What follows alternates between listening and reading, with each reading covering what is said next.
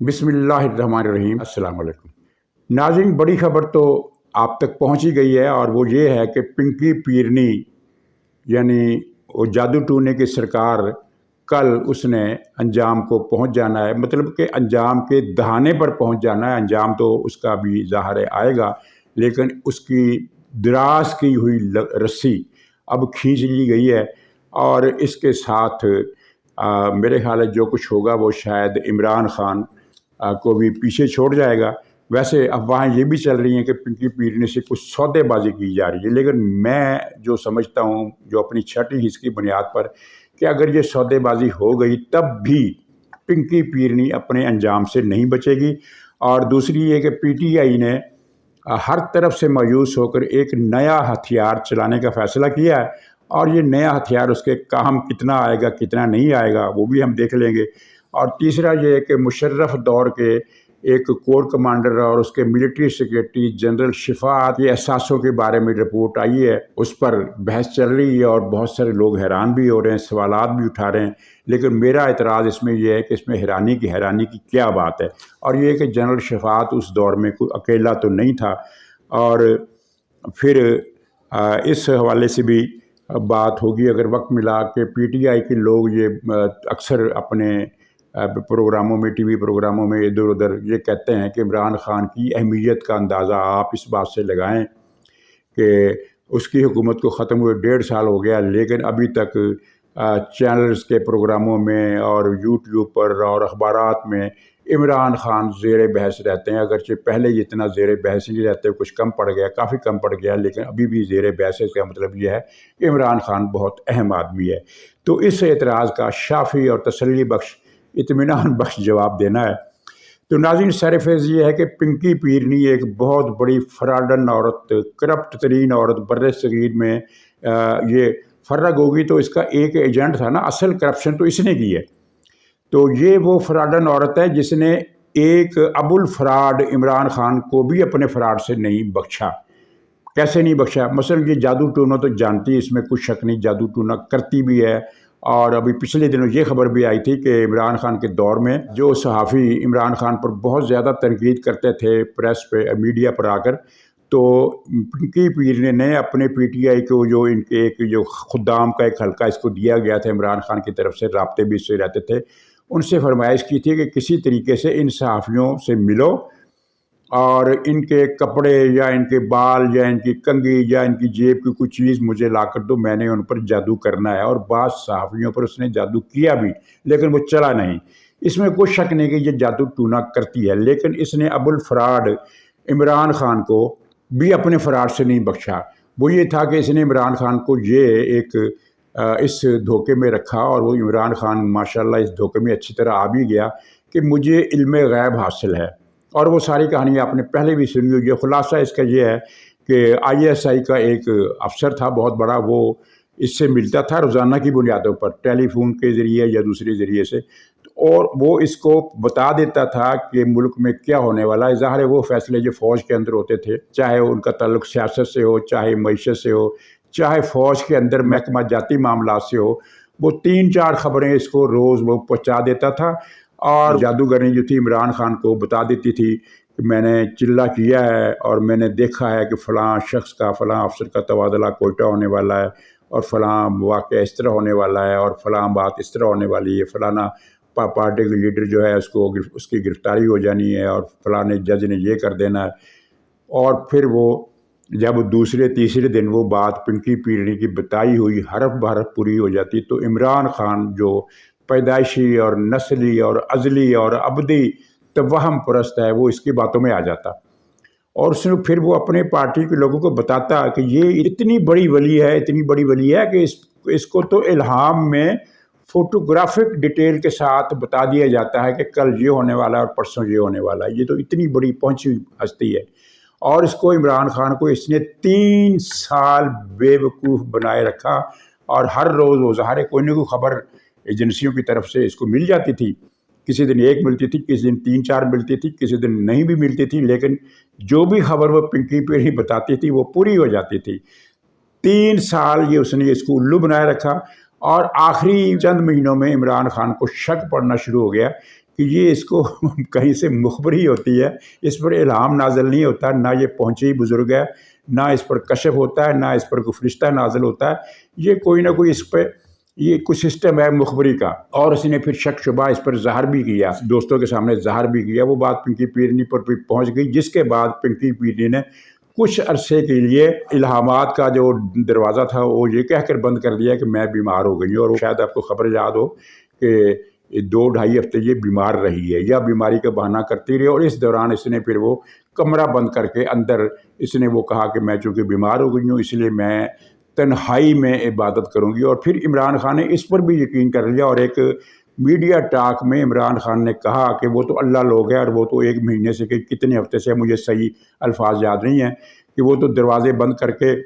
3 دن وہ باہر ہی نہیں نکلتی، اتنی لمبی وہ 24 گھنٹے کی عبادت کرتی ہے۔ تو یہ وہ فراڈن عورت ہے۔ اس فراڈ عورت نے جو پھر گینگ بنایا، وہ فرہ گوگی گجری کا، عثمان بزدار کا، وہ جو جتنے بھی لوگ تھے سارے، ان کے ذریعے اس نے اتنی دولت کمائی کہ اب اس کے بیٹے بھی ارب پتی ہیں۔ کروڑ پتی والی بات اگر کوئی کہے تو اس کو جھٹک دیں آپ کہ کروڑ پتی کیا چیز ہوتے ہیں۔ یعنی اس کی پنکی پیرنی کے اور غلام فرید مانیکا کے جو بیٹے ہیں، ان کے پاس جو گاڑیاں ہیں وہ گاڑیاں نہیں ہیں، گاڑیوں کا پورا بیڑا ہے، پورا گاڑیوں کا بیڑا ہے جو ان کی ملکیت میں ہے، اور کئی کروڑ روپے کی ایک گاڑی ہے، اور یہ گاڑیاں وہ لیے پھرتے ہیں، اور ان کے پاس اتنی بڑی حویلی ہے کہ اس میں گاڑیاں جب پارک ہوتی ہیں تو جگہ نہیں بچتی، اتنی زیادہ گاڑیاں، اور پھر کاروبار اور کارخانوں کے، کمپنیوں کے، تجارتی اداروں کے شیئر، اور ان کے کپڑے اور ان کے ملبوسات اور ان کا لائف سٹائل، وہ جناب اربوں پتی بھی بہت چھوٹا لفظ بنتا ہے جتنی دولت اس کے بیٹوں کے پاس ہے۔ تو اندازہ کریں کہ پنکی پیرنی نے کتنی بڑی کمائی کی ہے اس ملک کے ساتھ، اس ملک کی معیشت کو وہ دیمک بن کر، بلکہ دیمک کا جو بہت بڑا بل ہوتا ہے تو اس میں کئی ہزار دیمک ہوتی ہے، اور ان کی ایک ملکہ ہوتی ہے جس کا سائز جو ہے باقی دیمک سے کچھ 100 گنا بڑا ہوتا ہے، وہ ایک ہی ملکہ ہوتی ہے، اور وہ جو یعنی وہی انڈے دیتی ہے پوری دیمک کی کالونی میں، کوئی اور دیمک، اور یہی حال چیونٹیوں کو بھی ہے، اس میں بھی صرف ایک چیونٹی ملکہ ہوتی ہے، وہی انڈے دیتی ہے، باقی کوئی چیونٹی، کوئی دیمک انڈے نہیں دیتی۔ تو یہ وہ ملکہ دیمک ہے جو ملک کی معیشت کو کھا گئی، اور ظاہر ہے جتنا عمران خان نے کھایا اتنا تو خیر اس نے نہیں کھایا، لیکن عمران خان کے بعد اس ملک کی دوسری کرپٹ ترین شخصیت اگر کوئی ہے تو یہ پنکی پیرنی ہے۔ اور میں نے کل ہی بات کی تھی کہ پتہ نہیں کیا بات ہے کہ اس پر ہاتھ نہیں ڈالا جا رہا، وہ جو ریاست والے ہیں وہ اپنے معاملات خوش سمجھتے ہیں، لیکن پھر اسی دوران خبر آ گئی کہ نیب نے اس کا جو سٹیٹس تھا وہ جو ملک ریاض والے کیس میں گواہ کے بجائے ملزم کا کر دیا، اور کل 13 تاریخ کو اس کو طلب کر لیا گیا ہے۔ تو عام جو رپورٹ آئی ہے وہ یہ ہے کہ یہ 13 کو یعنی کل اس کو پکڑ لیا جائے گا، گرفتار کر لیا جائے گا، اور پھر اس پر باقی سارے کیسز بھی کھلیں گے، اور جب فرہ گوگی پاکستان لائی جائے گی تو اس کے بعد تو پتہ نہیں کتنے کیسز کھلیں گے۔ یہ تو وہ خبریں ہیں جو زیادہ مصدقہ ذرائع سے ہیں کہ اس کے خلاف بڑی سنجیدگی سے کیس چلائے جائیں گے، اور وہ اس سے دولت برآمد بھی کی جائے گی، لیکن کچھ حلقے یہ خبر بھی دے رہے ہیں، اور میرا کام ہے کہ میں وہ بھی آپ تک پہنچا دوں، اگرچہ مجھے اس میں وزن نہیں لگتا، لیکن جہاں پاکستان میں کچھ بھی ہو سکتا ہے، جہاں کسی کو بھی، مسعود محمود کو بھی وعدہ معاف گواہ بنایا جا سکتا ہے۔ وہ خبریں ذرائع کی یہ ہے کہ جادوگرنی کے ساتھ کچھ مذاکرات بھی ہو رہے ہیں کہ اگر وہ وعدہ معاف گواہ بن جاتی ہے اور راز کھول دیتی ہے تو پھر وہ اس نے جو دولت کمائی ہے وہ اس سے واپس ہی لی جائے گی۔ اگر یہ خبر صحیح ہے تو یہ تو بڑے ظلم کی بات ہے کہ اربوں روپے کی چوری کی ہے اس ڈاکو رانی نے، تو آپ اس کو معاف کر دیں گے۔ لیکن میرا خیال ہے کہ شاید اگر فرہ گوگی کو یہ انٹرپول کے ذریعے پکڑ کر لے آتے ہیں تو پھر پنکی جادوگرنی کی وعدہ معاف گواہی والی جو حیثیت ہے شاید اس کی ضرورت نہ رہے۔ بہرحال یہ ایک ایشو تھا۔ اچھا، جنرل شفاعت کے بارے میں جو خبریں آئی ہیں کہ اس کے لندن میں، دبئی میں اور نیو یارک میں بہت بڑے بڑے اثاثے ہیں، کوٹھیاں ہیں، فلیٹ ہیں اور اپارٹمنٹس ہیں، اربوں روپے کی جائیدادیں ہیں، تو وہ جو اس نے اپنی بیوی کے نام بھی منتقل کر دی ہیں، اور اس کے بعد پھر فوج پر ایک تنقید شروع ہو گئی کہ جرنیلوں کی بیویوں کے پاس اتنا مال کہاں سے آتا ہے، اور یہ جرنیل تو یہ کھا گئے، ملک کو لوٹ گئے۔ اچھا، اس میں فرق کرنا چاہیے۔ فرق کیا ہے؟ یہ شفاعت کو آج کا جرنیل نہیں ہے، یہ مشرف دور کا جرنیل تھا۔ یہ جنرل مشرف کا ملٹری سیکریٹری بھی رہا، اس کے دور میں کور کمانڈر بھی رہا، اور اب یہ بات تو کوئی ڈھکی چھپی نہیں رہی ہے کہ مشرف نے فوج کو کرپٹ ادارہ بنانے کی ایک سوچی سمجھی پالیسی پر عمل کیا۔ اس کا مقصد یہ تھا کہ جب جرنیل کرپٹ ہوں گے تو پھر میں حکومت کرتا رہوں گا، کیونکہ پھر مجھے اندر سے نیچے سے دباؤ نہیں آئے گا، کیونکہ فوج کے اندر یہ بھی ہوتا ہے کہ جب کوئی مارشل لگاتا ہے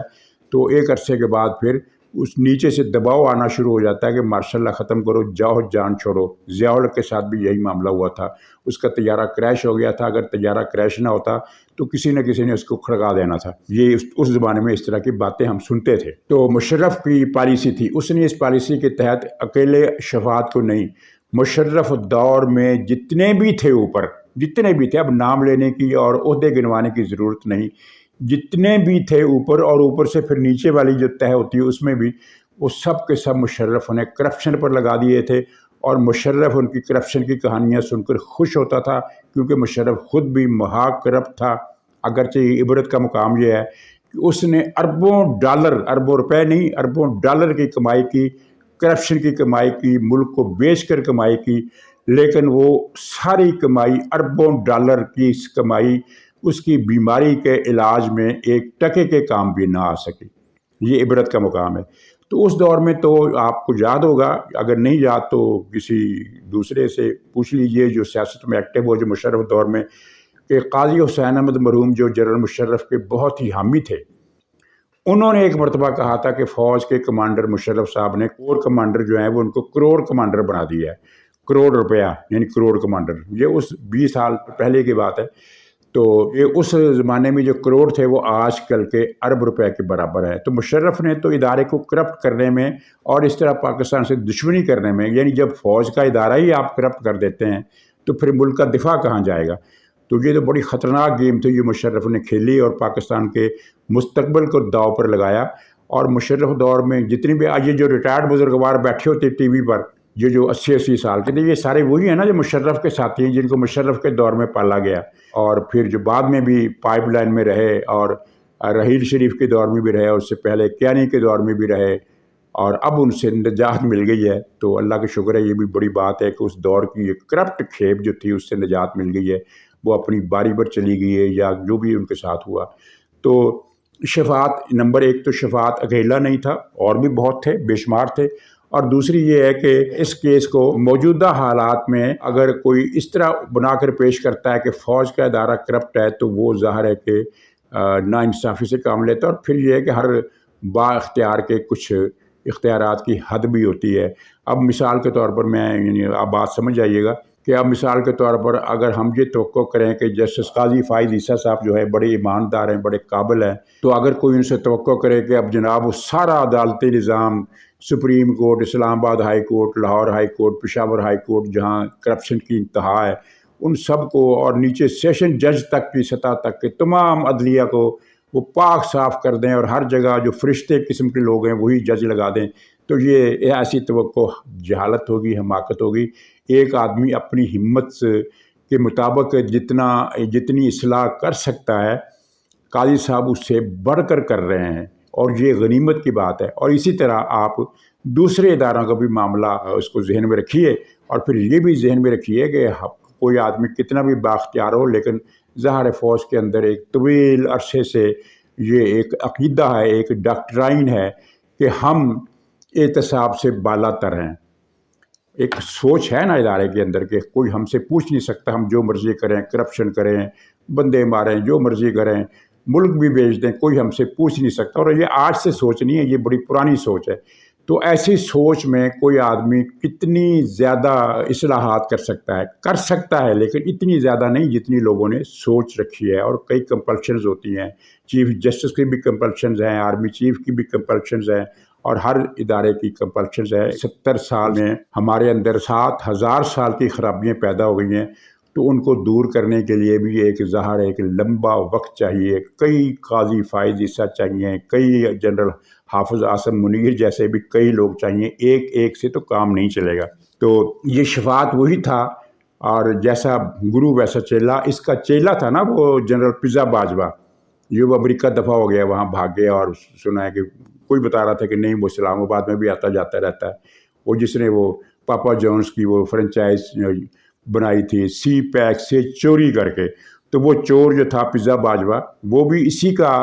डिप्टी था, इसी का चेला था। जैसा गुरु वैसा चेला। पता नहीं, मुझे नहीं पता कि शफात ने ज़्यादा करप्शन की या पिज़्ज़ा बाजवा ने ज़्यादा करप्शन की। मेरे ख्याल में पिज़्ज़ा बाजवा ने तो करप्शन के रिकॉर्ड कायम कर दिए। इतना तो शफात सोच भी नहीं सकता होगा कि जितनी इसने करप्शन की है।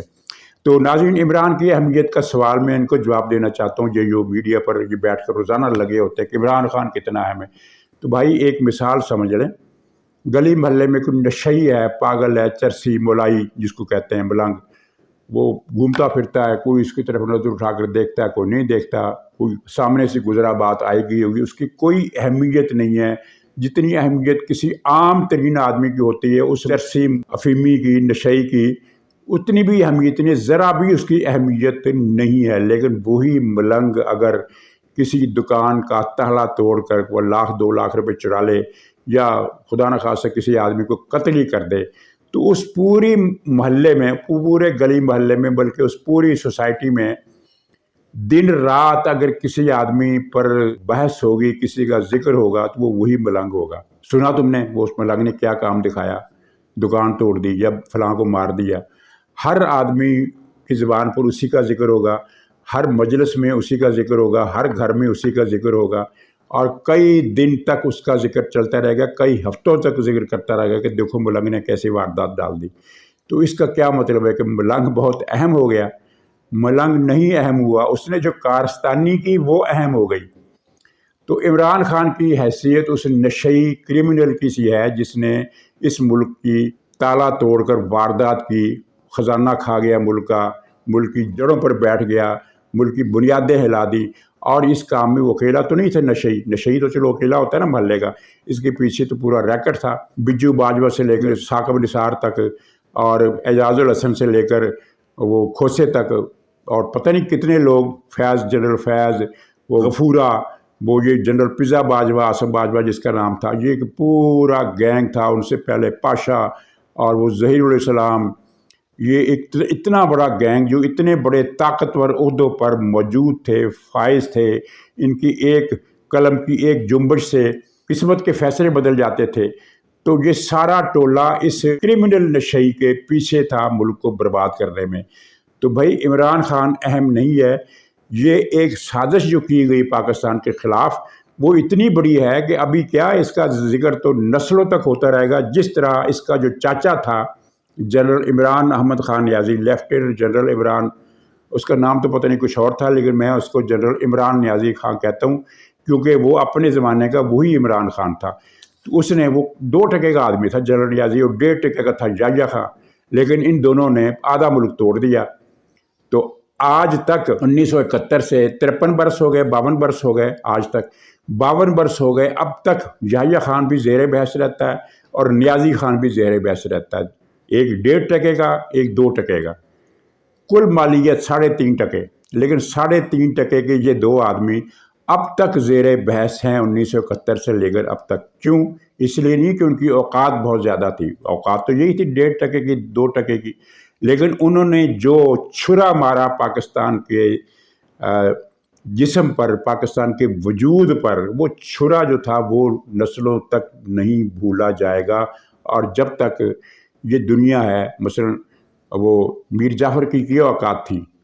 मीर कासिम की क्या औकात थी, मीर सादक की क्या औकात थी, और वो नजफ़ खां यूपी वाला, उसकी क्या औकात थी। लेकिन तारीख़ में 200 साल गुजर गए इन वाक़यात को, तारीख़ में अब भी उनका जिक्र होता है क्योंकि उनकी वारदात बहुत बड़ी थी। आदमी वो 2-2 टके के थे, वारदात बहुत बड़ी थी। इसी तरह इमरान खान की औकात भी 1.5 टके के आदमी से ज़्यादा नहीं है। लेकिन इसने जो पाकिस्तान के साथ वारदात कर डाली है, बिज्जू बाजवा, फैज़, पाशा, ज़हीरुल इस्लाम, साकब निसार, खोसा, एजाजुल हसन, उमरता बिंदियाल और मीडिया के एक बहुत बड़े हिस्से के साथ मिलकर, वो तो जनाब कभी भुलाई नहीं जा सकेगी। बाकी ये है कि इनके जो दिल खुश करने के लिए ये सर्वे करते रहते हैं। तो वो जो इमरान खान की जो नई गेम है उसका तज़किरा रह गया, प्रोग्राम लंबा हो गया। वो इमरान खान की नई गेम जो है वो मैं कल के प्रोग्राम में इंशाअल्लाह उम्मीदें पेश करूँगा। तो इजाज़त दीजिए, अगले प्रोग्राम तक के लिए फिर मुलाकात होगी। खुदा हाफ़िज़।